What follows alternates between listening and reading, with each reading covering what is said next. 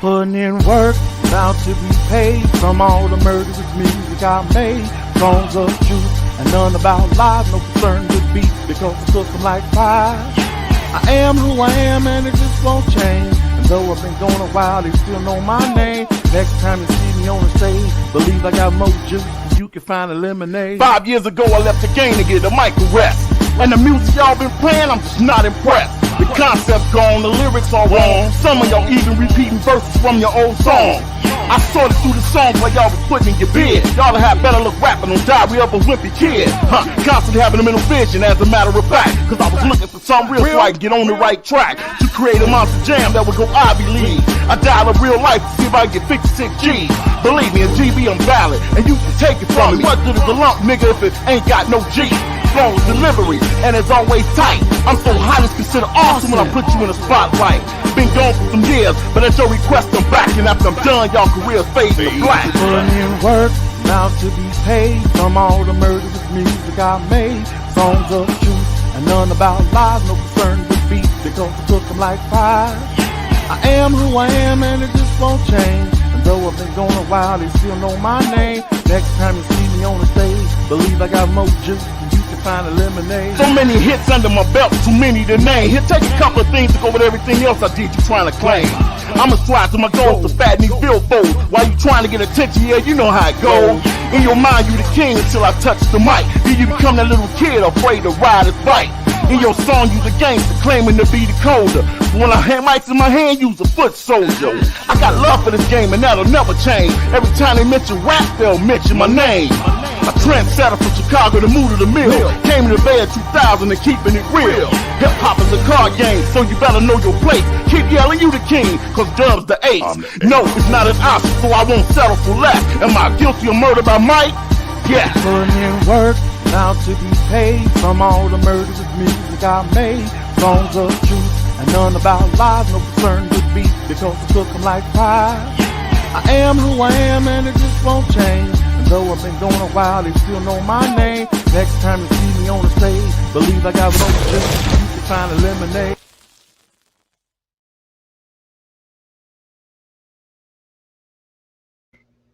All right, everybody, ladies and gentlemen. We'd like to welcome y'all to this episode of the Underground Power Hour. It's your boy, the Digital DJ Dub Season. We're in the building. That's right, what we doing tonight. We got some special. Brought him back. The man was so hilarious. He was so down to earth, so funny. But he's a man of many hats as well, man. So we brought back tonight my man Mike Laundrie from Talking to the Mic. But before we go to my man Mike, I'm going to swing it around the board. We're going to holler at my brother and see what's going on. We're going to start with my man Larry Talk. What's up, OG?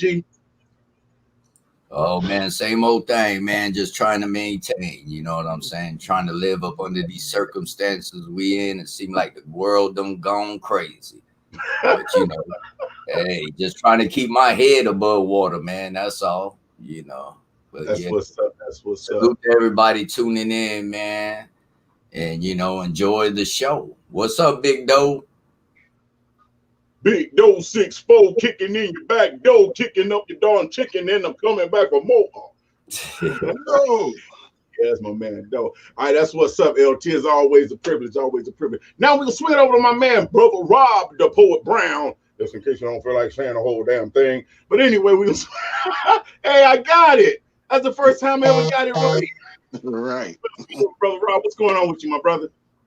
Same old dude, different day. Welcome to the Underground Power Hour. My name is Brother Rob, the Poet Brown, or Brother Rob, if you don't feel like saying the whole thing. Welcome to another thrilling-ass episode of the 6-time award-winning Underground Power Hour. It is a pleasure and some change left over to be here another week with y'all. Glad you could come along for the ride. Let's get funky, man.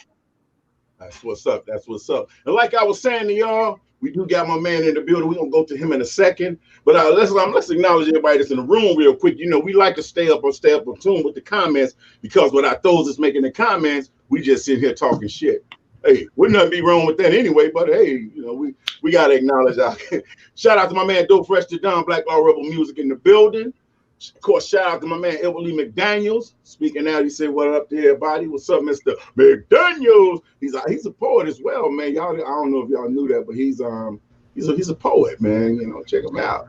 My He's man supposed Joe to again. be on Outlaw Radio coming up soon and stuff too.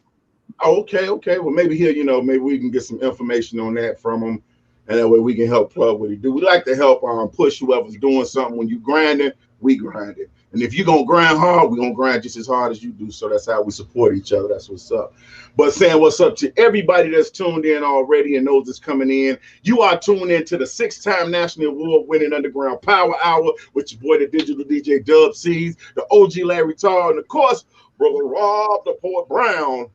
But in case you don't, well, I'm not gonna go through that spiel. I keep mixing it up. I don't know how to get it right. But right now, y'all, we're gonna turn our attention over to my man. He's a funny dude. He's a serious dude. Hey, somebody told me he had.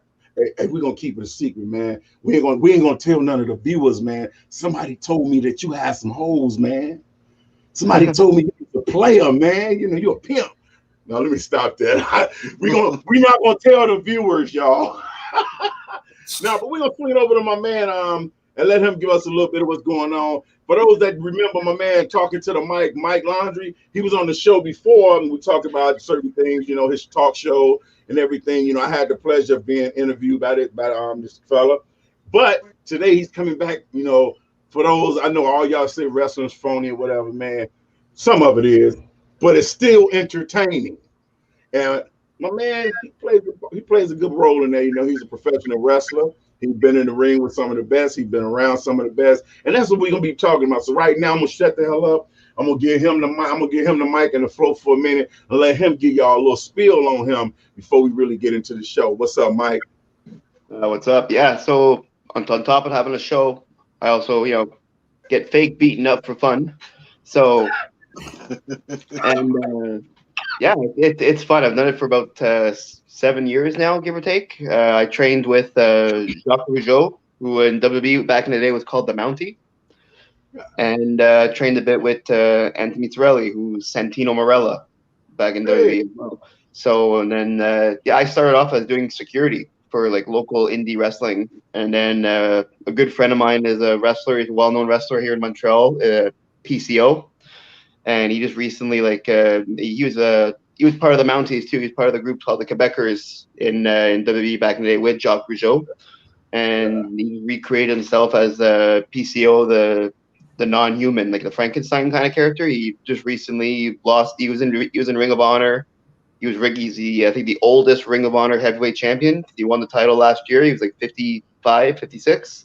Wow. So he had a nice big comeback and everything. So he's a friend of mine, and I started in the stuff by he needed to attack some security, right? Because during one match he was just getting angry because he lost the title and he wanted to beat up a bunch of security, and all the other security guys were scared of him. And I'm like, what do I gotta do? He's like, Mike, don't worry about it. I just gotta pick you up and put you through a table. I was like, sure, why not? Let's try this. That's it. Something small. Yeah. He picked me up, slams me through the table, and I'm like, oh, this kind of fun. So then I started talking to other people, and then I started being more like in every show he was in, I was the guy who he beat up, the security guy who got beat up by him. So like I'd either get hit with a chair, get thrown through a table, get thrown in the audience, fun stuff like that. And then I'm like, I want to kind of learn how to do this. So I started learning, training, and then then I started doing my own matches with people. I've wrestled with.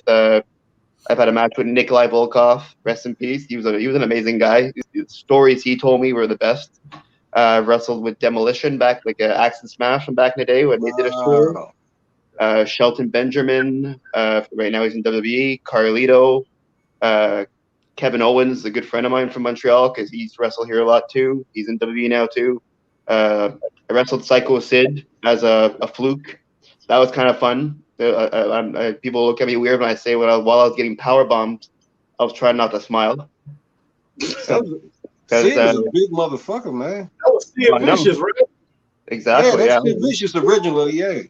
So he was a big guy. We did an indie show with him, and the guy he was wrestling was a little bit bigger. And Sid goes to the promoter. It's like, man, I can't lift that much weight anymore because he's got his bad leg from what happened in WCW when he jumped off the top rope and his leg bent pretty much in half completely.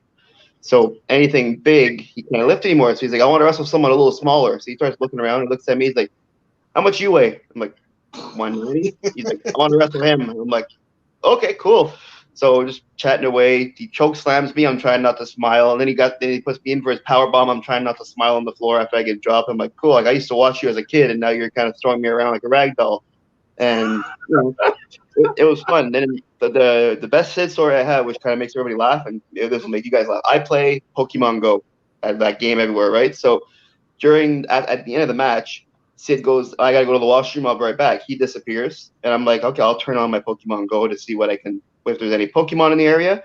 And there was a raid going on, so I'm like, I'm gonna go do the raid. And my match is over. I don't want people to laugh at me playing this game, so I'm gonna go outside and play it. I step outside. Sid's outside playing the game too. He looks at me. He goes, "Do you play this game?" I'm like, "Yeah." He goes, "Me too. Let's go do the raid." So I'm sitting there with a 7-foot tall person tapping on my screen on my phone and like spinning shit. And then it was just kind of a funny story that Psycho Sid plays Pokemon Go. So it was kind of funny. Hey man, when you got power bombed by that big motherfucker, did it hurt? God damn. No, it's just like you get taught like when you see them, when you see wrestlers fall and everywhere, I got taught how to fall. So you always gotta straighten your back. You tuck in your neck because you don't want the back of your head to hit. So you slap your hands back. So the back of your arms and your shoulders take most of the impact, but it doesn't. To me, first couple of times it hurt because me being an idiot wasn't doing it right, and I was really falling on the floor. Then once I got the hang of it, now it doesn't hurt. It was interesting because like it was my first power bomb by someone that's 7 feet tall. So I'm like as he lifts me up, I'm like, so this is what everybody sees when they're tall because I'm short. So I'm like, oh, okay, cool. So like I need that height for concerts and shit like that too. I like that instead of jumping up and down trying to look at what I'm watching. So Right. That's what's up, man. yeah, I've also wrestled with like Wes Briscoe, who's Gerald Briscoe's son. Yeah. We were part of a group together. He had his group in the U.S. and we had our group in Canada called the Aces and Eights. So I think it was like a biker gang type thing. Like TNA impacted that, and they made a Quebec chapter of it. So I was part of that group for a bit, and then wrestled. PCO. I've wrestled. I've been in with Tony Atlas. He was a nice guy. He was a chill guy. Like Wow. the stories he'd tell you were amazing. But LOD Animal, he just recently passed away, but Right. he had an amazing Hulk Hogan story. It was the funniest shit in the world. Apparently, Hogan liked to drink rum a lot back in the day when they were younger. And nowadays in wrestling, they take their private jets. They get driven around.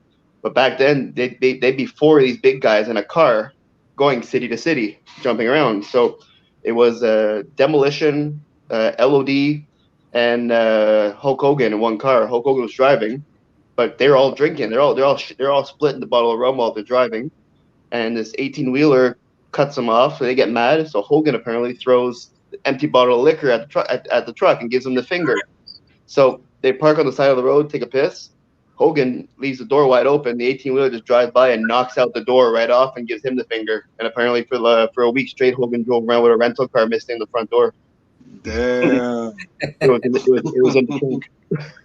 So. Wow. Yeah. What's up, man? Well, what we're gonna do? We're gonna take a commercial break. We're gonna come back and we have more stories from my man Mike. And Mike, we're gonna come back. We're gonna talk to Mike because I'm so curious about this wrestling thing. It's just so I can listen to a million wrestling stories, man. Because like I was saying, back in the day, I had the pleasure of being around certain, old schoolers like Dick the Bruiser, and trust me, his name was fitting for him. He looked like he would kill something. The dude was so big, it was just freaky big. How can you be that short but that wide? We're gonna come back, y'all. Y'all sit tight. 6-time nationally awarded Underground Power Hour.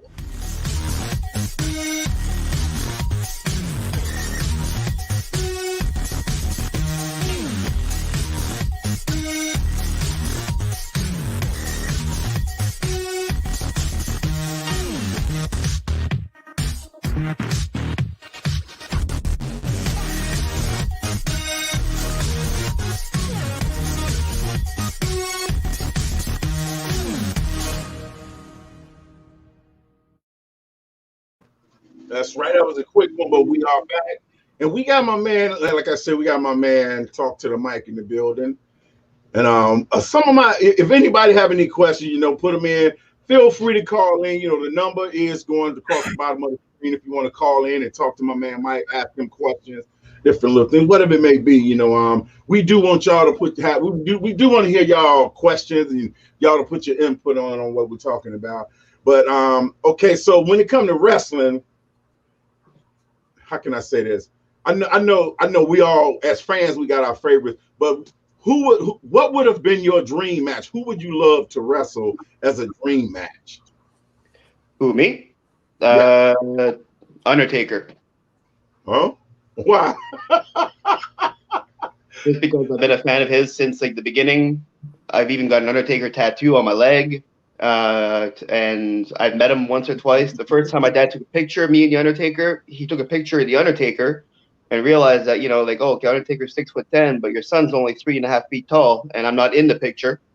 So my dad was starstruck, and we developed the film. I'm like, I'm not even in the picture. He's like, we got Undertaker, and I'm like, yeah, but I'm not in the picture. He's like, well, get taller. I'm like, I'm working on that. I'm like 9, trying to get a little taller. But it was just, I met him a few times. He was actually a really nice guy and everything. And actually, right now, I've contacted his agent. I'm trying to get him, because now that he's retired, he's allowed to do podcasts. He's allowed to do other things now. So I'm trying my best to see if I can get him on my show. So that'd be like a dream come true thing, having him on the show. So it'd be kind of cool. So that's what's up, man. I could just see him throwing you around. I mean, that's a big dude. Yeah, man. I've seen him stand toe to toe with the Big Show, and I know how big the Big Show is.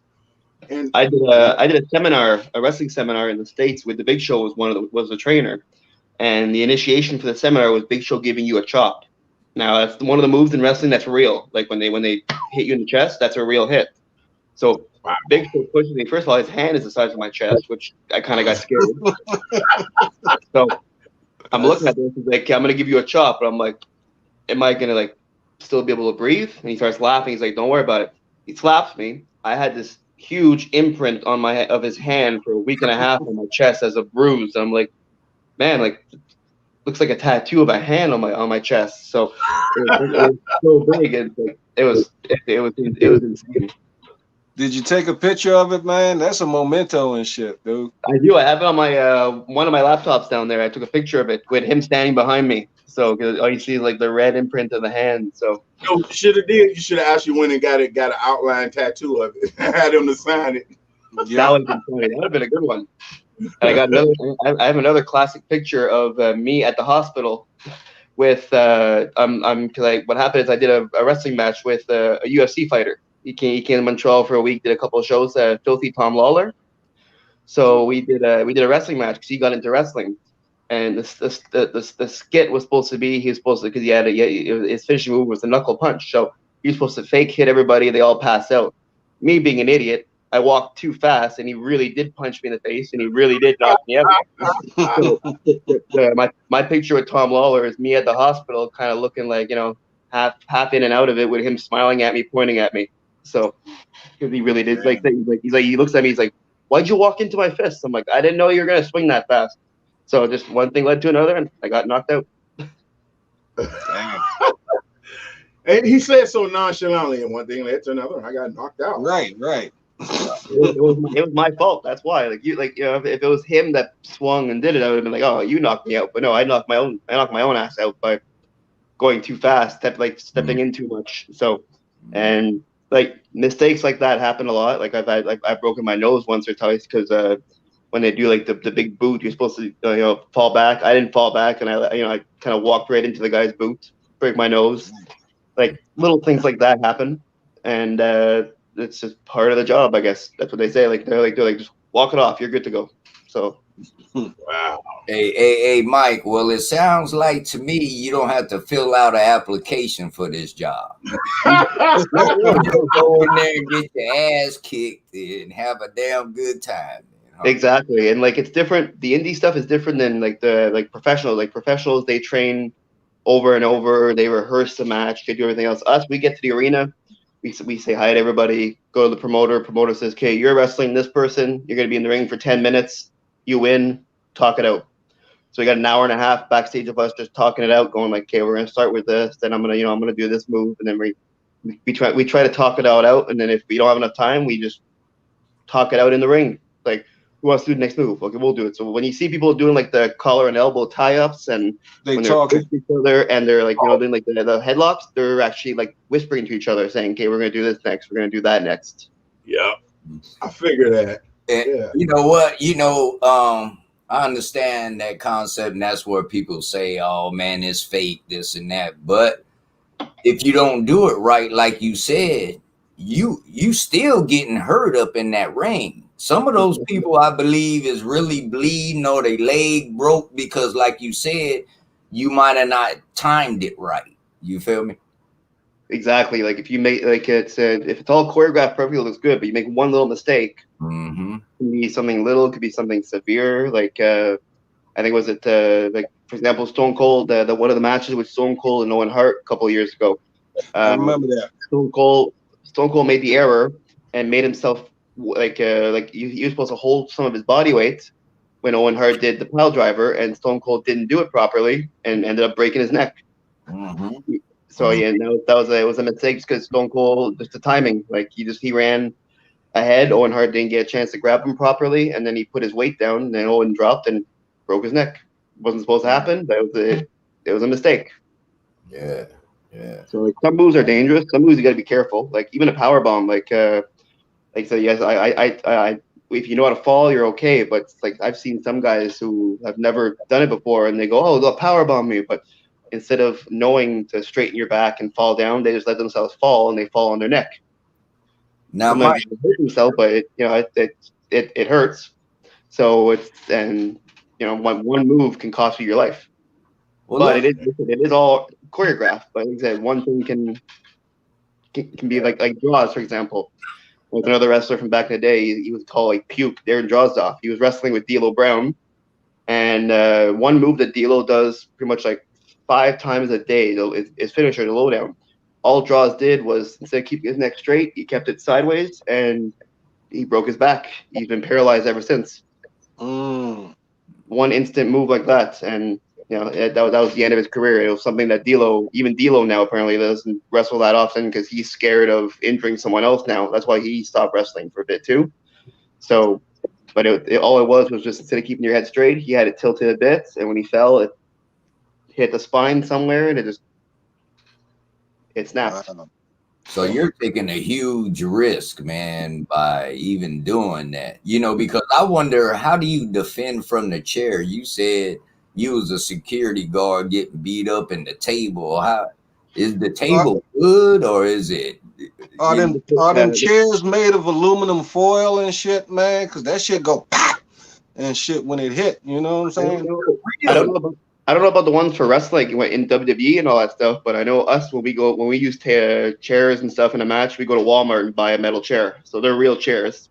Wow. All you do is the flat part where you sit on, you try to make sure it hits you in the back, and all you gotta do is straighten your back. So it just makes it like a really bad slap. And then tables are real wooden tables. What they do is for security precaution, they take away, like if you look underneath those folding tables, they have a metal rack around it.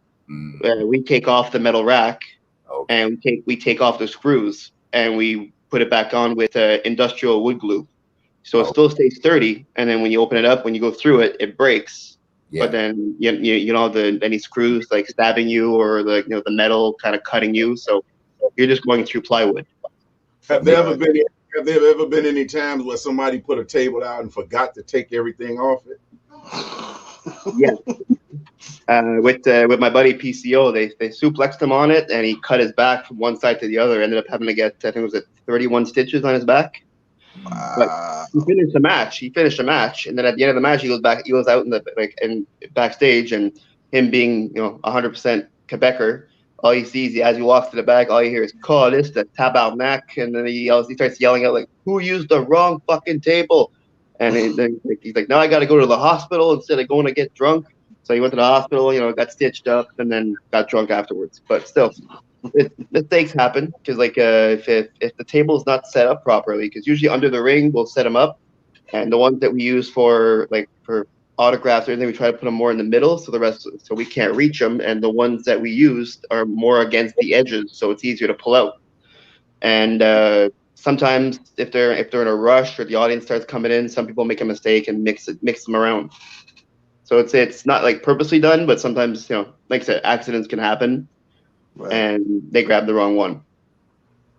That's crazy. All right, we're gonna go to the comments for a minute, then we're gonna play a song, hit a commercial, come back and get more in depth with all of these. Man, it do, you know what, Larry, it do sound like you just go to work every day, get your ass kicked, come home.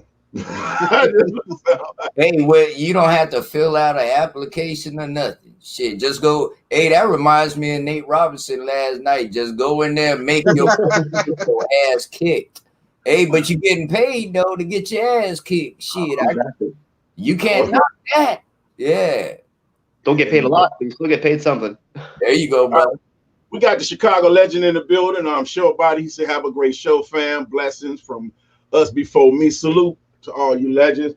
Shout out to that's my man, Short Body, hell of an MC. We're gonna have some of his music in the bit. Okay, we had Larry. He said, yo, my man all the way from Green Bay, Wisconsin, Kevin Peters said, what's up, UPH? For those that don't know, those are the letters for Underground Powwow. Somebody asked me one day, hey, what is UPH? And I said, well, where the hell you been, stupid? And I thought about it. Everybody don't know.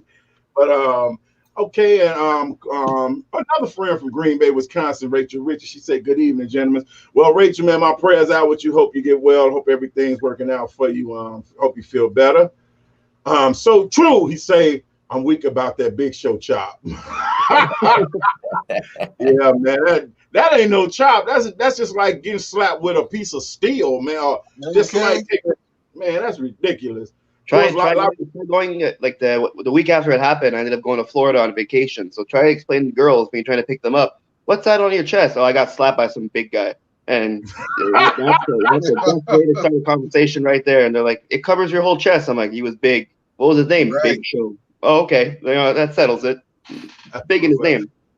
My man Larry said he gonna check back in later. He got to charge his phone, and Everly McDonald's just said, ouch. So plain and simple, ouch. You ain't got nothing else. If he thinks that's an ouch, after your commercial, I'll tell you the story where they made me do something I didn't want to do, but they paid me extra, and I spent about 6 hours in the hospital taking stuff off my back. So damn. All right, we're gonna play this song, and then we're gonna come back with a short commercial, and then we're gonna come back to my man, get some more in depth about what's going on. Man, that sounds crazy, man. That's all right. Here we go. We're gonna get this one here going, you know what I'm saying? Man, Short Body. Let's get it on.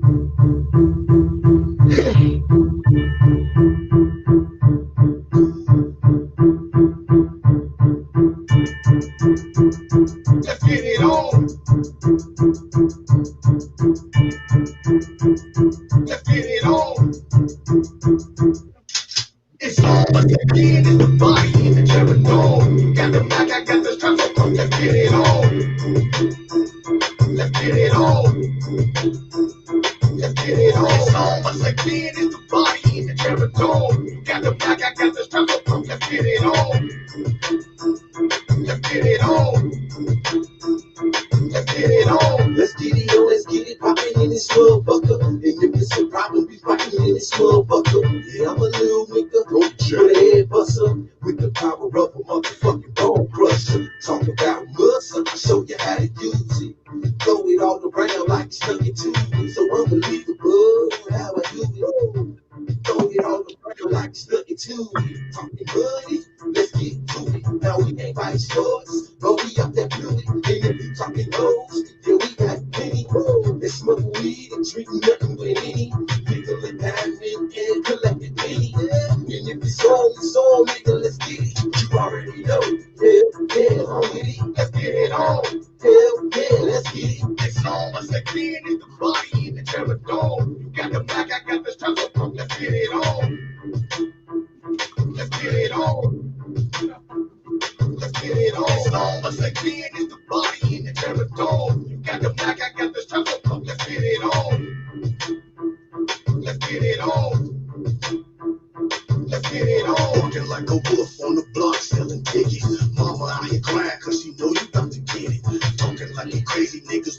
they turn. Steady talking stupid so them casualties will learn. Kill the Illuminati so the Tupac said it best. Never sell my soul, putting bullets in your chest. You know that I can box a ghetto soldier in the field. That goofy shit is funny, but this gangsta shit for real. So throw up hand grenades when we ride it down on you. Eliminating bodies, ain't no telling what I do. Quickly get me freaky when them gangsters come to town. Get my people back like who would die with shut them down. It's only once again said the rap game finished. They labeled me a thug and they said that I'm a menace. Making legal paper, I'm like pop out who's finished. You tried to run up on me, but it ain't over till it's finished. It's all once again, it's the body in the terror's gone. You got the Mac, I got the strap, so pump, let's get it on. Let's get it on. Let's get it on. It's all once again, it's the body in the terror's gone. You got the Mac, I got the strap, so pump, let's get it on. Let's get it on. Let's get it on. Let's get it on. Let's get it on. Let's get it on. Let's get it on. All right. That was my man Short Body right there. We're gonna go to a I want to say something on this commercial. I mean on this comment before the commercial. They say, Jack, Howard, you should submit music to the Underground Power Hour. People all over the world tune in. Well, it say tune in, but I think it say tune in. It means tune in. But that's right. If you got any music that you want to submit to the show, excuse me. That beer is doing it, y'all. Make sure y'all submit your music. I'm gonna put the info in there where you submit your music, and I'll give y'all the information when we come back. I'm not gonna take up too much time. We're gonna go to this commercial, come back, and get back in my man talk to the mic.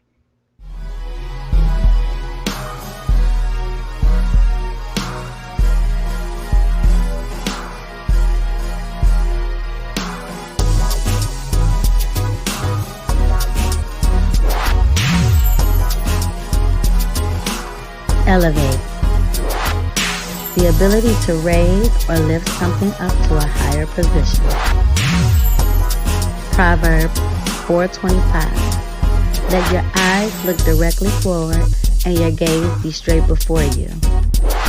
I asked God to give me the purpose of my life. God spoke to me and said that the purpose of your life, Donis, is to be an inspiration to others and to share inspiration with the world. This is how Elevate was born.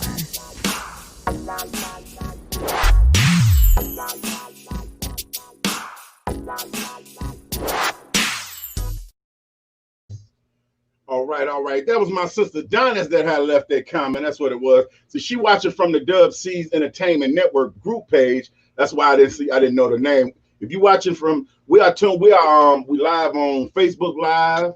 We live on the Dub C's Entertainment Network page, and we also live on YouTube. So when people comment from other sites, the names don't pop up, but we still get to see your comments and everything. So that's what's up. So she was saying that somebody named Jagu Howard, they should submit their music. Man, that's what's up. I will give y'all the let's see where we go. Anybody that got music, that's where you submit your music at, and your music too, rather. And my man, the Chicago legend Short Body, he say, "Oh wow, much love and respect, beloved ones. Hey, let's get it on." Hey, like I always say, I just did a live earlier where I said we gotta support each other. If we ain't gonna support, we can't expect no support. Because if you ain't supporting me, I ain't supporting you. Plain and simple. Not being cocky, hard, or nothing. Just being real. Now, let's get back to these ass kickings.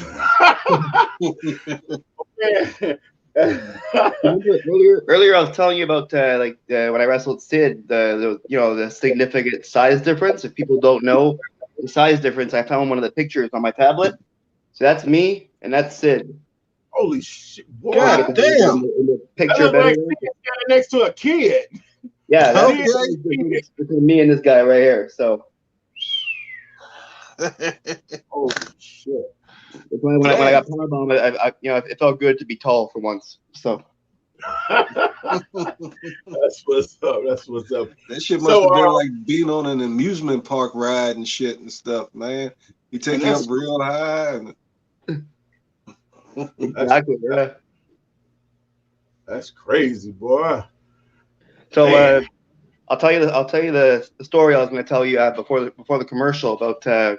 I did a match in Toronto, and the promoter was like, "Okay, well my two guys for the hardcore match canceled." He's like, "Do you two want to do it?" It was me and my friend, right? So we're like, I don't know, we're not really getting paid enough to do a hardcore match. He's like, "I'll give you guys each $400 extra if you guys do this." So we're like, "Sure, why not? We'll do it."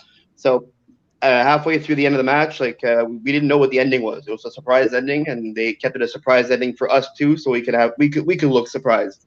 So we're hitting each other with chairs, baseball bats, and like throwing each other around everywhere. And then at the end of the match, the ref comes up to us and he's like, "Okay, under the ring, the bag of thumbtacks are there." And I'm like, "What? Okay, cool. Like that.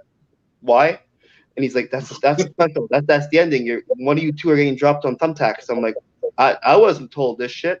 And he's like, "Why do you think he's paying you $400 more?" We're like, "Oh, okay." So I look at my buddy. I'm like, "Who wants to do it?" And he goes, "We're gonna do rock paper scissors underneath when we grab the bag. Whoever loses gets thrown on the thumbtacks." So we go under, and I lost. And we get back in the ring. They pour the thumbtacks out, and all he did was pretty much just suplex me onto the thumbtacks. And then I lost the match. And then these are real thumbtacks. They're all stuck in my back. Get to the hospital. Try to explain to the nurse why you have 40 or 50 little thumbtacks put on your back without looking like a complete idiot. And the nurse is sitting there, and she's like pulling them out one by one, and she's like, "So you really agreed to do this?" And I was like, "Yeah." "This is what you like to do on a Saturday night?" I'm like, "Yeah." She goes, "Should we check you for a head injury at the same time?" I'm like, "Nah, I already know I got a couple of those. We're good." So just kept taking everything out, putting all the tape and on it and stuff like that. But it was just the nurse looked baffled, and she, they all kept making fun of me. So, but some things like that in wrestling is real. But luckily, like the thumbtacks are not big, so I'm kind of happy for that. So that was like one of the matches that hurt the most, because it just felt like falling on a bed of needles everywhere. But it was only like an instant. Then it stopped hurting. But then it just got awkward at the hospital. So when Cactus Jack actually got slammed on those thumbtacks, that was real? Yeah. Damn, I used to say, man, that looks so phony. Oh, them ain't real thumbtacks. So I guess I'm staying corrected. Hey, Larry, you muted. You unmute yourself. I don't know if you was trying to talk. You gotta. Okay. No, I was just laughing, bro. I always thought the thumbtacks. I'm like, oh man, that's some little plastic shit they said no, man. But see, again, for the professionals, they're smart. They know in advance, so they usually have like they put like a numbing cream on their backs, like what you put on for like piercings and everything. So it doesn't hurt as much. Us, we can't afford numbing cream, and we don't get told we do till the end. So most of it is real. So that's the part. That's one of the downfalls of indie wrestling compared to the big name wrestling. So right. I'm gonna tell you, my favorite wrestler who made me believe that this motherfucker was fucking beatable was Superfly Jimmy Snuka. When he did that splash off the top of the ropes and stuff and landed chest to chest with a motherfucker and got up and raised his hand and shit. Man, I used to go to the body with cats and shit. Motherfucker hit me in the ribs real good. I can't raise my damn hand. And he did that shit and raised his hand and shit. I was like, this got to be the baddest motherfucker on earth and shit. And then he goes in the ring and wrestles Bob Backlund and can't win the heavyweight title. I said, this shit might be fucking fake here and shit, man. Shit. I'm serious, dude. I couldn't understand that shit, man. Yeah, when you see like I don't know, when you see someone like Rey Mysterio beating Big Show, I'm sitting there going like, right, yeah, that's like I wouldn't win against Rey Mysterio. So how the hell does he beat Big Show? Like, and it's those are the matches I find that they they make it look like it's like a David versus Goliath thing. So those people probably they can tell more that it's fake, but like when you have two giants in the ring, it's kind of fun. When you have two regular sized people in the ring, it's fun. When you got one person taller than the other and or bigger, and that person wins, the smaller guy, then that's why people go, "Oh, wrestling's fake because he won" and stuff like that. So Doe say his favorite wrestler of all times, and I gotta agree, Randy the Macho Man Savage was real. Ooh, Hey, Holster, you don't want to tumble with the bee, brother. You know, I'm like, of course, he go Hawk. You know, brother, you got to take your vitamins. You got to say your prayers. You show out steroids. Hey, my mother's in here. My mother said, I told y'all some of those shows was in the ring was real. Short body got a comment too. He said he used to love Jimmy Superfly Snuka, Yes, sir. and Leon Shirt, and the Road Warriors, Lex Luthor, Ric Flair. Hey, Ric Flair was the bomb, boy. Ric Flair was the man. Ric Flair is going to be around forever. I have a feeling Ric Flair will never die because he's been in a plane accident. He's had his neck broken a couple of times. He's had he's had 4 heart attacks. 3 of them were in the ring. I think it was 2 years ago. He ended up he was in the hospital with multiple organ failures. They gave him a 10% chance of living. He came out of that. He had heart issues. They put in a pacemaker, and now he's still out and about doing stuff. And he's still drinking and partying and everything else. Riding, jet flying. Hey, one of the legends just said this name that he just said right here. This whole family, I used to watch them, man, and it was one of the brothers. He was one of those that made me want to start working out. Like you get what I said, want to start working out. But Kerry Von Erich, the Von Erichs. Yeah. And that whole family was man, it was raw, man. It was raw. All the way down from their Fritz Von Erich, all the way down from the dad, man.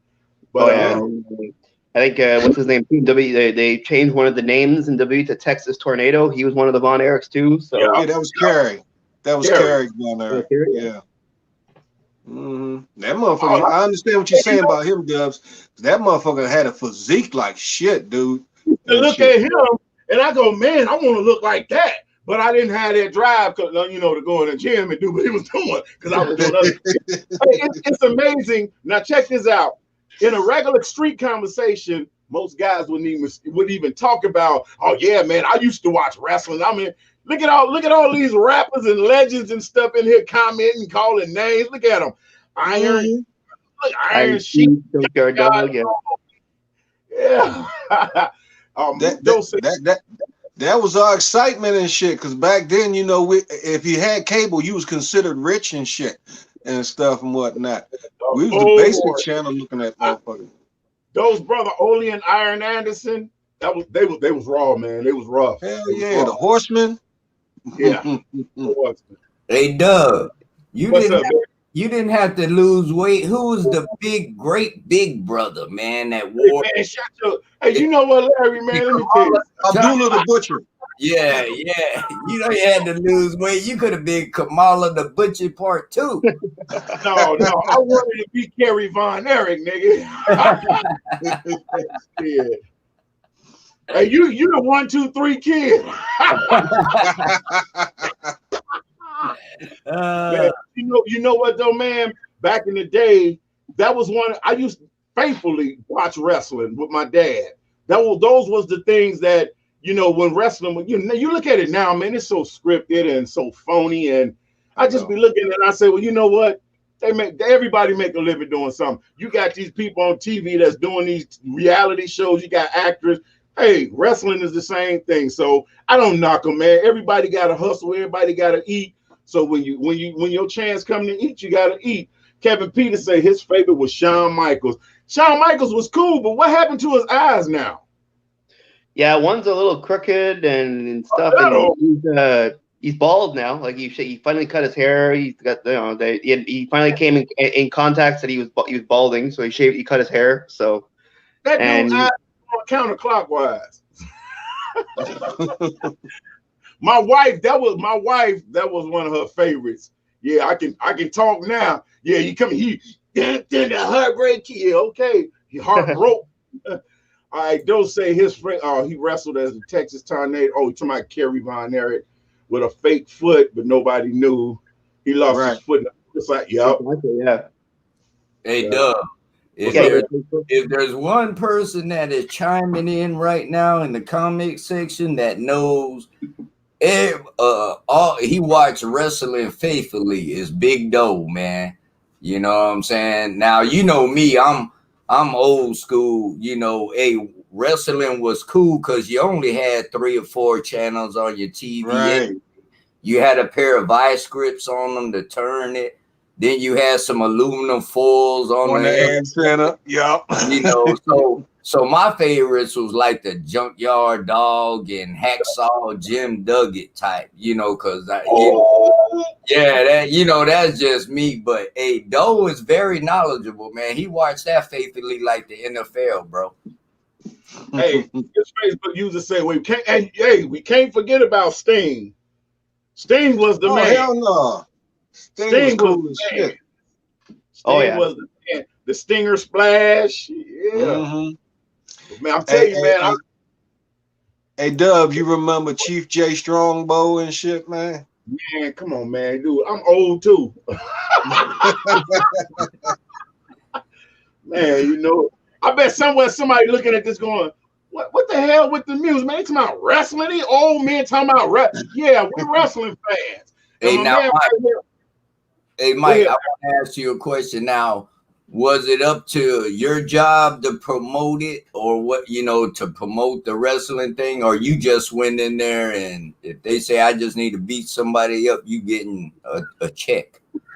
Pretty much, like you wouldn't know what was happening. You knew you were on the for the indie stuff. You know you're on the card because they put you on the poster, and when you get there, you just look at what the promoter will set up the card. So you could be like the opening match, or you could be the main event, and he'll say, okay, you're fighting this person and everything else. So you don't really know who you're fighting unless you're the main event. Because if it's for a title, they'll give you a week in advance saying, okay, you're gonna, you guys are gonna wrestle for the title and this and that, so make it look good. But everybody who's not in a title match, all they do is they just show up, they find out who they're wrestling, and then they talk it out before the match. Oh, got you. Could like a guy in say like the big wrestling like NWA or WWF. I'm specifically going to WWF and shit, right? Because there was a black guy who used to wrestle up in that joint named ST Jones, and he got his ass kicked every fucking week and shit, man. I kind of felt sorry for him and stuff. But in big name wrestling like that, the guys like that who you basically get their ass kicked every week, do they make half decent money, Oh yeah, like someone like if you're I think the opening starting contract in like WWE and all that stuff is I think it's $450,000 a year. So even if you get paid that and they say, okay, well you're gonna lose you're gonna lose a lot of your matches the first year, you're still getting paid the same because you're part of a contract. Us in indie, what happens is we like the winner gets maybe an extra $30 more than the loser, but you still get paid. But if you get told you're the winner, you get a little bit extra, so it's nothing big.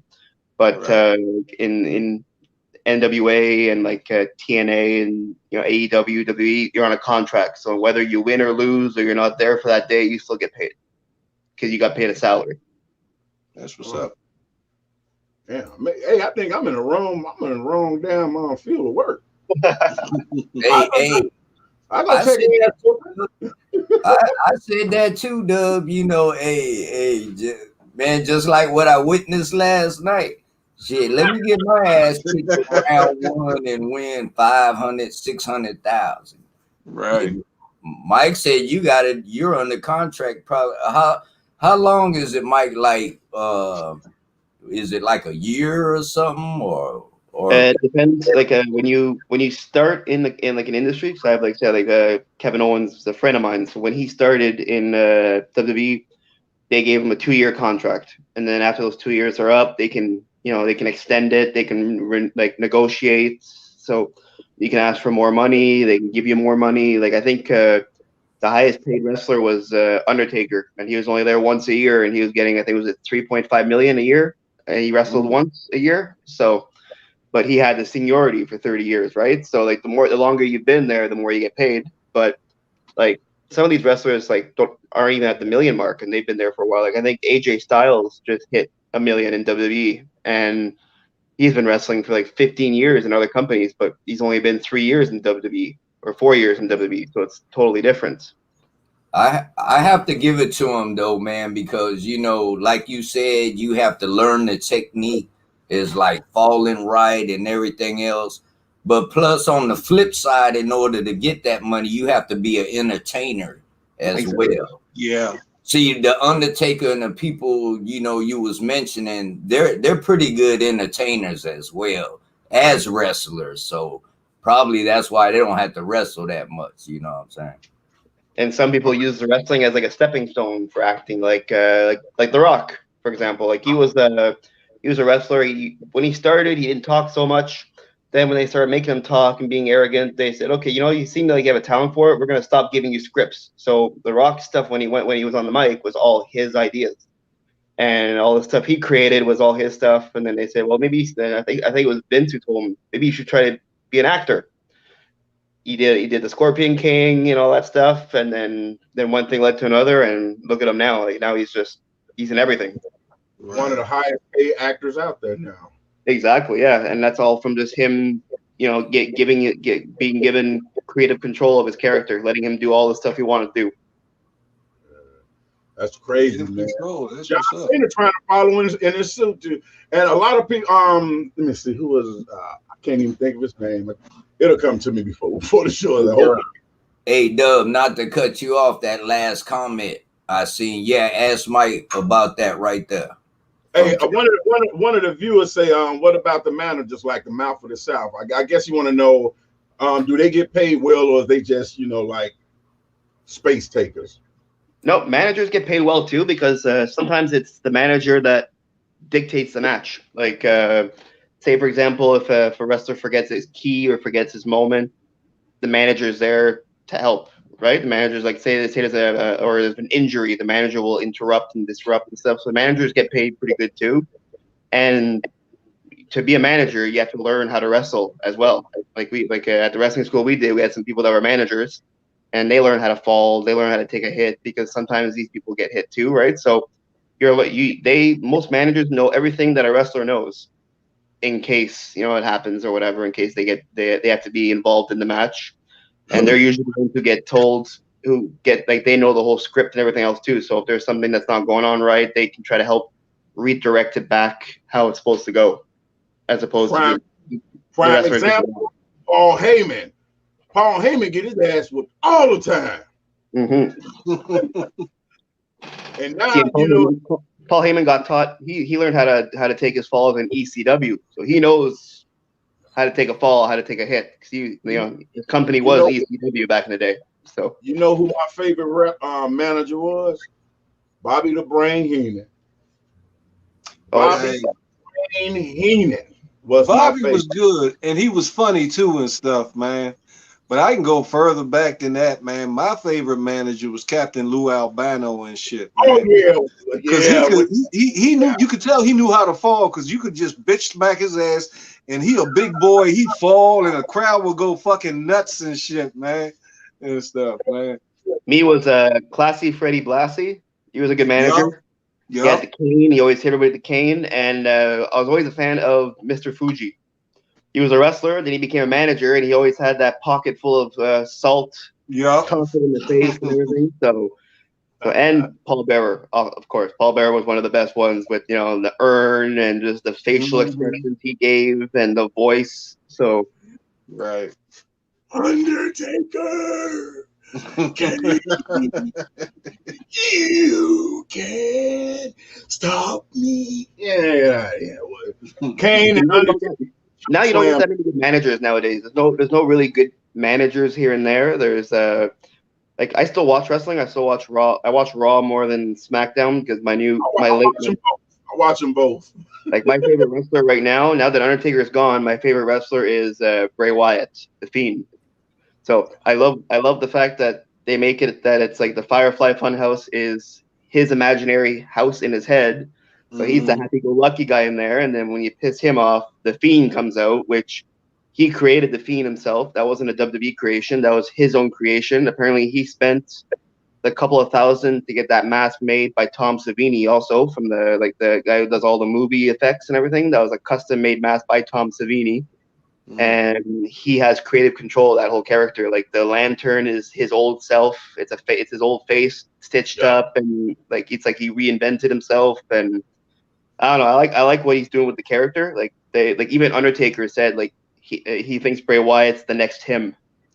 So like he's the next Undertaker. And now he's got Alexa Bliss with him, who's gorgeous, and she's pretty psycho too herself. Like so she's right good. in there. Run. It's like, and the stuff I like about Bray too is that if you look at his family history, his dad was IRS back in the day with totally different character. Oh wow, I know that. And I think his uncle was like Barry Windham from one of the Blackjacks and stuff like that. So again, totally different character. So he didn't want to go in the same footsteps as his dad and everything else, so he created his own character. So. And it's working out really well right now too. So when he's Bray Wyatt, he can be injured. When he's the Fiend, nothing hurts him. Like he just gets hit and just gets back up and laughs about it, and then fights back. Right. So that's like classic old school Undertaker, where you get hit and you just sit up like nothing happened and just keep coming at you. You stupid, man. Right. Yeah, I watch Raw and SmackDown, man. And I'm gonna be honest. You know what? And it's not a sexist thing, but when I'm watching wrestling, man, I don't really take. Ladies gonna get mad at this, but this is just my opinion. I don't really take to the female wrestlers, man, because that's where all the corniness really come in at. I turn the TV and look at something else and come back when women are wrestling. No disrespect, but it's not exciting and shit. It's just I like to see some ass whooping. I don't need to see somebody, they get smacked. Oh, hey, come on now, man. Can we have a sport to ourselves? Hey, I disagree. I disagree. Some of the women wrestlers are pretty ass women up in there, and I be watching it. Booty cheeks just all in the air, flying off the ropes, doing flips, flipping like a pancake. Oh yeah, Hey, Miss Tom, Miss Tom. Hey, we're gonna see her come. We're gonna see her shadow come behind Larry go. Hey, but yeah. Hey, but nah, it's even like the women football league too. I like watching that. They be smack. I'm digging it, man. More power to the women, man. Yeah, more power. But that's just my opinion. When they start wrestling, it's so weak and so corny. I start doing other stuff, man. I want to see somebody get thrown into walls and chairs. Yeah, come on, man. And then you got this chick 2 times my size, Nia Jax.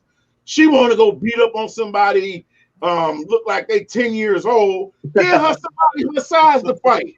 I just try to see this big old chick beat up little bitty women. Hey, that's like, remember the big chick back in the days? I can't think of a name. I used to love watching her though. You talking about the girls from Glow Wrestling? No, she was by herself, a big, tall chick with black hair. China. Yeah, China was dope, bro. Yeah, China could. Yeah. I'd love to wrestle naked with her ass. Mm-hmm. My man Doe say Charlotte Flair. I give them all their props, but they don't. Man, come on. Come on, man. They show the fact that it's too scripted, and they all show it. I mean, I give them their props for doing it because I ain't gonna lie. If we had to go head up, they probably whoop my ass. They probably whoop my ass in that ring. Now, if it's a real fight, they don't stand a chance. I'll break one of them down like a fraction.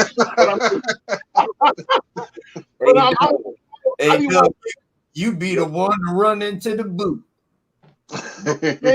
Kick that leg up. You be. Yeah, you crazy. Y'all be looking at me going, Dub, you was wrong for that. It was just great wrestling. You didn't have to throw her through the wall like that. Hey, you in the world, baby. You gotta accept it. But I give them all their props, man. Charlotte, she inherited. She got it. Sasha, that's Snoop cousin. That's who I was talking about. That's that's Snoop Dogg's blood cousin. Naomi, she's tight. Bailey, I like Bailey's attitude. But then again, I don't like her attitude. Sometimes you can overplay your role. And that's just like some of these rappers nowadays. I'm talking about some of the rappers here and you know that some of you can overplay your role sometimes, and you really look corny when people say, "Ah, come on, we know that ain't possible, not with you." But you know, I give them all. Like Sasha Banks now is acting. She's getting into acting too. She plays in The Mandalorian season 2. Yeah. She's she has a role in that. Another wrestler, Dave Batista. He was a wrestler. Now he's gone into acting. He's Dax from Guardians of the Galaxy, and you know he got himself a good role for that because that's Marvel. So he's gonna be in there for a while. You know what? I wish I could wrestle, and I would man. I'd do it for free. The Miz. I just want to beat his ass for having that goddamn name. Yeah, he need his ass whooped and shit. Dude, I hope you get that one. You from Ohio? Stop trying to act like you from Las Vegas, dude. You ain't Hollywood. You from Ohio. Cut it out, dude. I'd rather wrestle the wife. Hey, Mike. I'd rather wrestle the wife, Maryse. She's a wrestler too. So and she's Canadian. So there you go. Hey, Mike, I heard the chick that, and I liked the chick off of Mandalorian. I knew she was into something. I said, hey, that chick kind of thick, you know what I'm saying? And you know, watching it, you know, cause we do watch it. But last Friday was the last time on the show, bro. Oh yeah? Yeah, due to political views. Oh, like Baby Yoda eating those eggs or something like that too. Like I remember that. Yeah. She was saying something about political views, so they're knocking her on off, and I was like, damn, I liked her, man. Yeah, so everybody's gonna complain about something now. Like they got mad of that Baby Yoda eating the last of the eggs. They're saying, oh, he committed genocide. I'm like, he's just eating. The poor little guy's hungry, you know. Like, you know, the lizard eggs. Yeah. If I was a Baby Yoda, I'd be eating those lizard eggs too. You know, I'm hungry. Gotta eat. Yeah, man. So, plus I'm Yoda. You get me mad. I'm just gonna float you in the air, or you're gonna disappear somewhere. You know, I'm gonna use the force to eat those eggs. Yeah, I just thought I threw it in there because my wife, she watch it faithfully. You know what I'm saying? And then when she heard about that, I was like, oh, that's crazy, man. They just kick you off for like something like that, bro. Yeah, I know. They could have let her fucking apologize and keep it moving and shit and stuff, man. Motherfuckers be so damn sensitive and shit, man. Get out your fucking feelings, man. This ain't elementary school. Shit. Mm-hmm. Everybody needs something to complain about. So we done ran our courses. Our course. Oh boy, I just had one beer and I'm just putting letters behind. Show us that can again. If it only took one, keep on buying them. It's gone. He done drunk all that motherfucker. No, but look at it. It only take one though, brother Rob. Look. Yeah. It's called Shopper Hopper.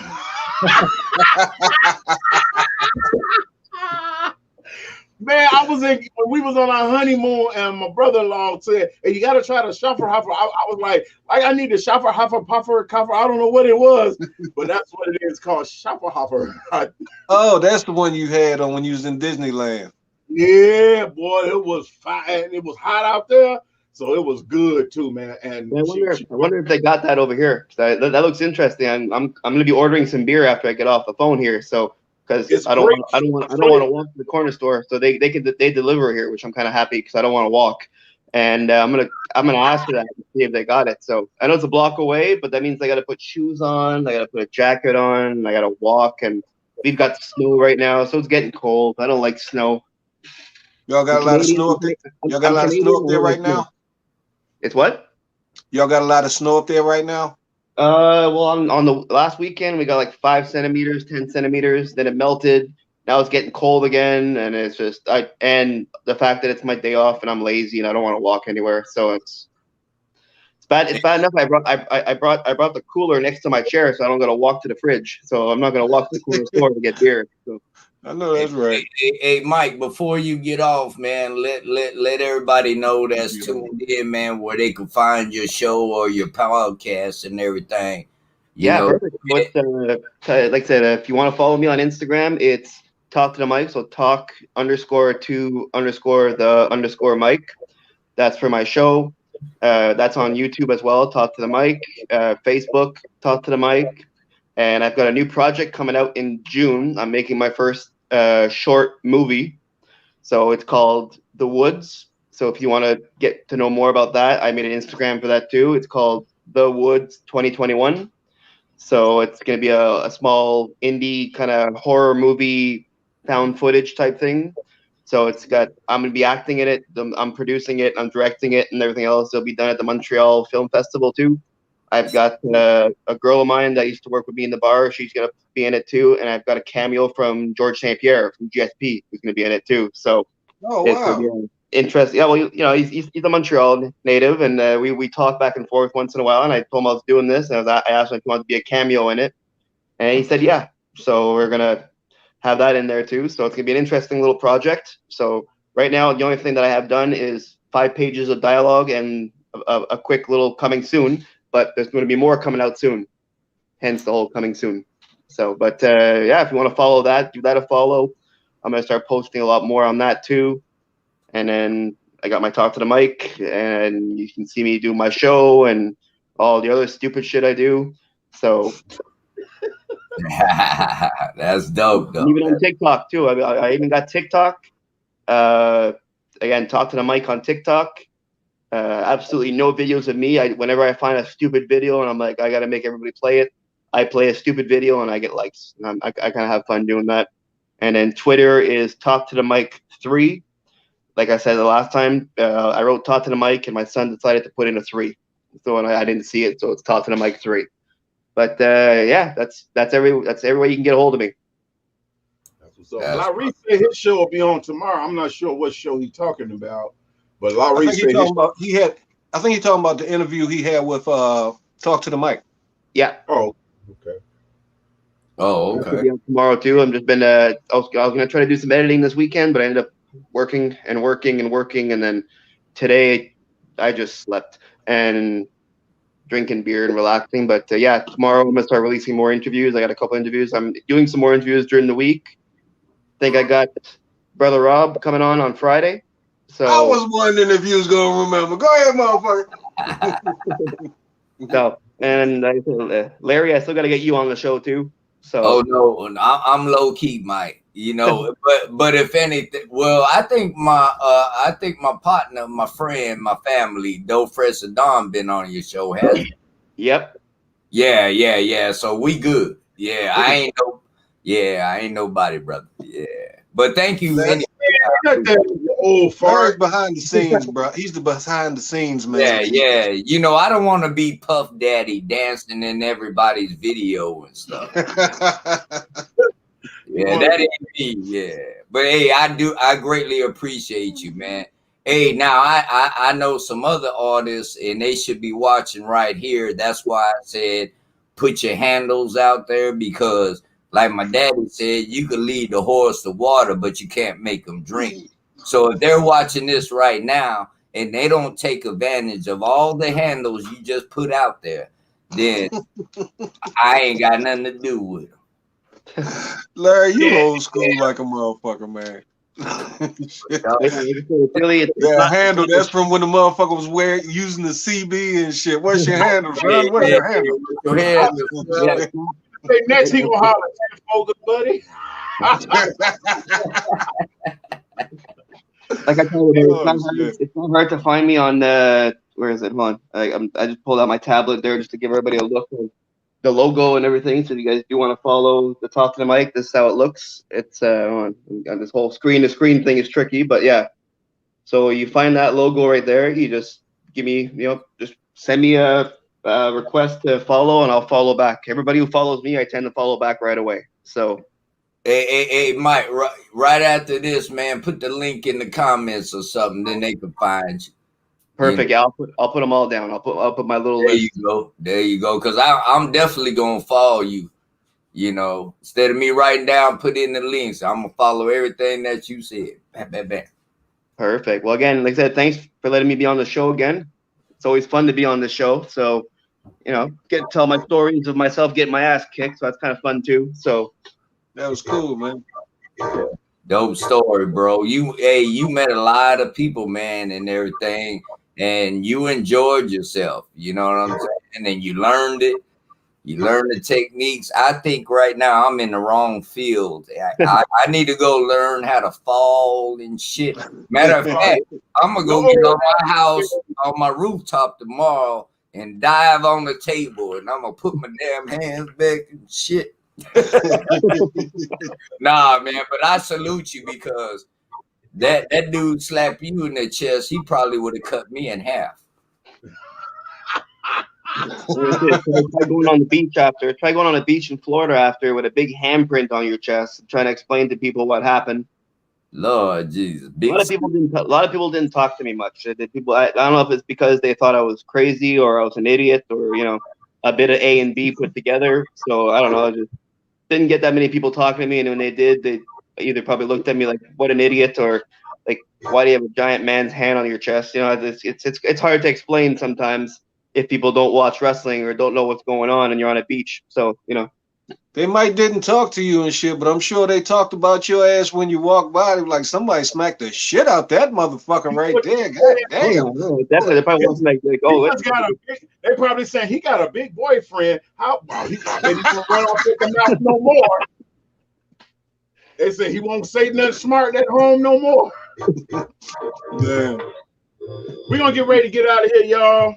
We're gonna take y'all in a different manner this time, though. I want to say what's up. Say thank you to my man Mike. Talk to the mic. I want to be remembered when I'm dead and buried. When they ask about me, tell them I was legendary. Stay focused on my goals, so I'm never worried. So bold, flow cold like February. I want to be remembered when I'm dead and buried. When they ask about me, tell them I was legendary. In the lane, better than the game. Sitting putting in my career, that's the same. When they ask up with such a fucking name, you get the hands fly. I try to nigga frame. When they ask me, instead of all the fame, when they ask me, you can never feel my pain. The rules to the street, embedded in my brain. That's what I came. When they ask me, but never did complain about my character when that person put that thing on me. When they ask since I was battling that game, the 187 for my purpose, so a legend I became. Ran to the bristle, had to shoot the pistols. Street cred like a pair of reps, I'm too official. Don't pursue an issue, I have the doc removing tissue. When the street throw my flag like I just blow a whistle. I put the music first, bullshit secondary. Hard work and dedication, that's necessary. I want to be remembered when I'm dead and buried. When they ask me about me, tell them I was street religion. Go to the streets if you talk what you better live. Street religion. Go to the streets if you talk what you better live. Street religion. Go to the streets if you talk what you better live. Street religion. Go to the streets if you talk what you better live. On my waist, don't make me dusty. Stay the fuck around me. What all that dumb shit? Give a fuck if you don't like it. That shit you not like it. I'm hard headed, and honestly I don't regret it. Took it as a compliment, but never mama said it. Straight from the mud, I was taught to go and get it. And say your money right, my nigga, push it to the limit. No mercy for the weed, no remorse for the chicken. We talking you better, niggas dying for a fucking image. I'm from a neighborhood where niggas is poor, so they crying every day due to a hunger for more. We're trying to avoid prison, the priests of street religion. Survivors are only those when you talking, you better live it. Listen, valuable peace in your family, be reminiscent. All for the love of street religion, killing sneak dissing. Street religion. Go to the streets and you talk what you better live.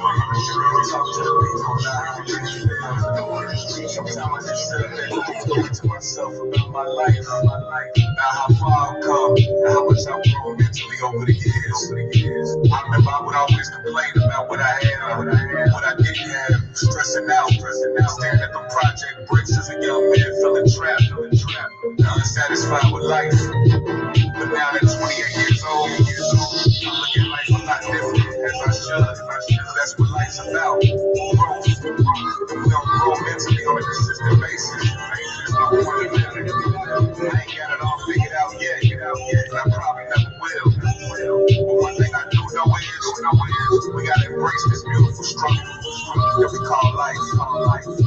Life's a beautiful struggle, I ain't never gonna quit. It's like the more I go through, the better I spit. Haters, baby mama drama, the regular shit. But I ain't waiting no, cause there's plenty cheddar to get. I let my nigga hear the album, he said it's legit. With all this trash out, it's no one to be competitive with. They'd rather play a Roscoe Dash instead of a crit. I'd rather have a long career instead of a hit. They say, no, you nice and you got a lot of skill. I say I got a low paying job with a lot of bills. I ain't got a deal, I try not to deal, but I pray every night. Cause I know God is real. So like Biggie till death, I'm keeping my faith. Real back to my last breath so the streets can relate. Am I the nicest in my city? I let the people debate. I could care less as long as my fam can eat off my plate. I invest in all of this, so it's a bit risky. But I wanna see my mama straight before she hits 60. So I gotta dominate and just spit nifty. Then rush out with traffic jam, bro, I get busy. If only the strong survive, I've been making it through. Shit, I should live forever if that statement is true. We ain't immortal, it's always a power greater than you. Life's a test, I hope I pass where my paper is due. Feel me? Sometime in life you gotta take the good with the bad. Cause at the end of the day it all balances out. I try to keep a level head in all situations because when things are going too good, something's bound to go wrong. Come take a walk with me through the ghetto, the projects, to what we call the hood. Not that manufactured bullshit you see on the TV and the movie screens where the viewmaster can zoom in on what can be depicted, but the real hood where nothing is scripted. Let me be specific in my invitation. I'm talking to all the pacifiers and lies, the one they claim they don't see color. All men are brothers, yet you see black folk getting killed daily, cops and each other, and you don't speak out, you just whisper amongst each other. Yeah, I'm talking to y'all motherfuckers.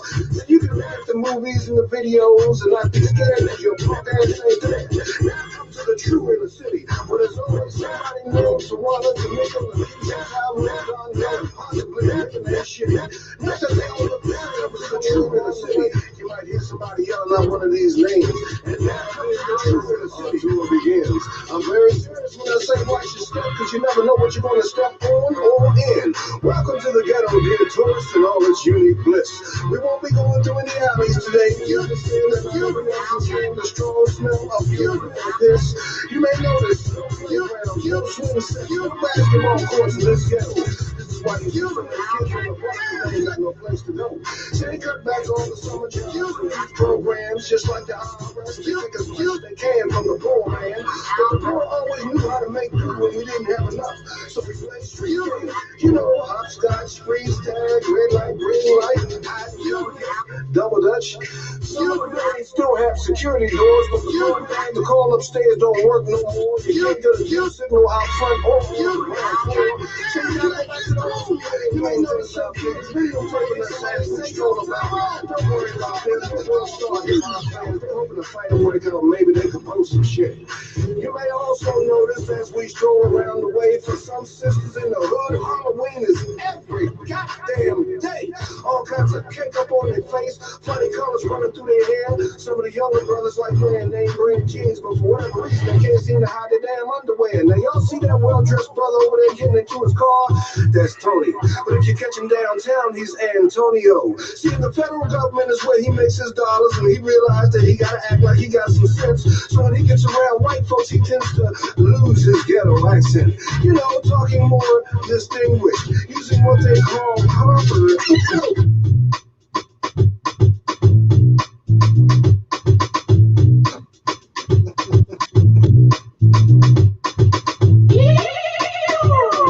A name game, a taste of reality on an earthly, worldly mentality.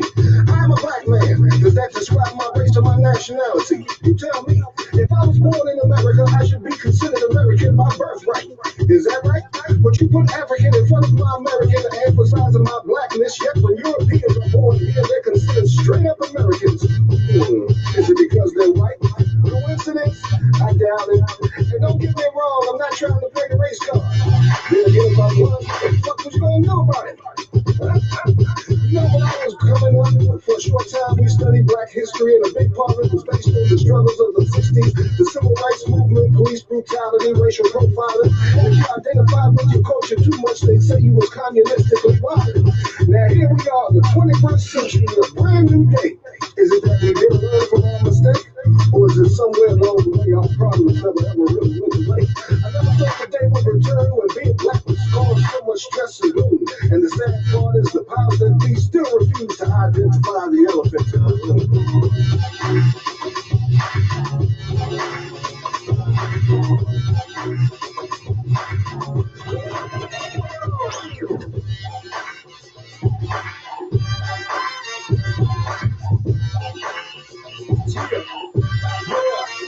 Big Birds, Eternal Tribes, what's good? Yeah. Just like squirrel shit, boy, I'm so nuts. Fuck it, I'm grown up, so what? If I get bucked, so get bucked, sick, buck, and get crunk. Fucking around with everybody get crunk. Down in my zone, so leave me the hell alone. This is the kind of night that I leave my mind and my cell phone. Nah, she's a film shit, she's a give it my celebrity's divinity. They try to duplicate, they can't mimic me. Their validity's fallacious. I'm so tenacious. Have them quaking in the niggas praying to their maker. Not doing me, I ain't doing no favors. Slower, sicker than a packet, eating 31 flavors. Asking out violence and approving my labor. Keep the heads bobbing, big front to cater. Player in this game of shakers. Turbo on blast, you can call me a racer. Waiting through these waves, someone sign them a waiver. Get them out my zone danger. I murder a major. Don't get no flame or a shock like a taser. Movie real muggy maggots, cold as a glacier. And I'm scared, they call me naughty my nature. All the stuff so hot, you catch a buzz off my vapors. Those are soft scared. It's different like a all the soft scared.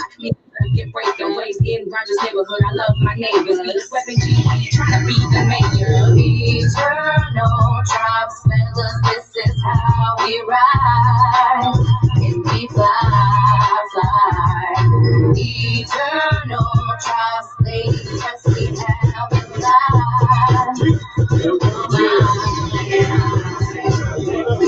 What's good? It's the boy, who the Big Bird, okay, Eternal Tribes, yeah. Lost my mind, if you're looking for me, leave a message. I'm a bill, smoke a blunt just to ease attention. Got them hating cause I got that girl creeping with me. Getting numbers all day and I'm dreaming digits. The chick got swag and it made y'all sick. Rockin' pussy all night, graveyard shit. Keep it real, homeboy, you ain't got shit. Your baby mama know who the main boss is. Don't give up, call me, yeah, you know I'm in the zone. I'm really doing me, you want that haters get a call. I'm tossing all this damn violence in the slip zone. You got your girl in the bathroom ready to get it on. You gotta stay spicy, bitch, I call it. So I do it with every gin and a bottle of Moscato. I pray every night, gotta get to see tomorrow. Praying for every breath, cause each one that you take is borrowed. Feeling like I got the reservation on my shoulders. You gotta keep it hot, cause the world's getting colder. I can hear the fat lady singing, but it still ain't over. Pursue the feats of triumph, I still remain a soldier. Yeah, call me hella high water, I'ma stand my ground. Mentality of a savage, man, I'm never backing down. Hungry with the fantasies from cats ain't me. They talking what they ain't practicing, what they preaching when they speak. But they can't have this, dead or alive, I'm still at it. But they can't have this, dead or alive, I'm still at it.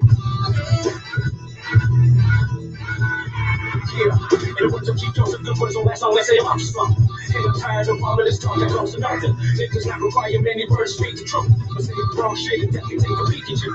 If only time can tell you when you're gonna take your last breath. Either way, when I go put some cognac up in my casket. Tell me, brother, we miss you. But it'll be rather days the next time we'll wish you. But you really think what's right to do, but they can't have it. But you gotta take criticism and play your cards right, yeah. But everything you do is gonna be a consequence. Never life is stressful, I got no choice but to be down with it. Never broken, no, I fuck you, but this shit is stressful. This I'm already going through bullshit, forgetful. Call it and call it, ain't gonna let them haters get you. Bending over fast, please believe it, don't flex you. That's what the game's been missing. Getting treated like a cheat that don't wanna be a Christian. I want it, I but they can't have it. Dead or alive, I'm still at it. But they can't have it. Dead or alive, I'm still at it. But they can't have it. Dead or alive.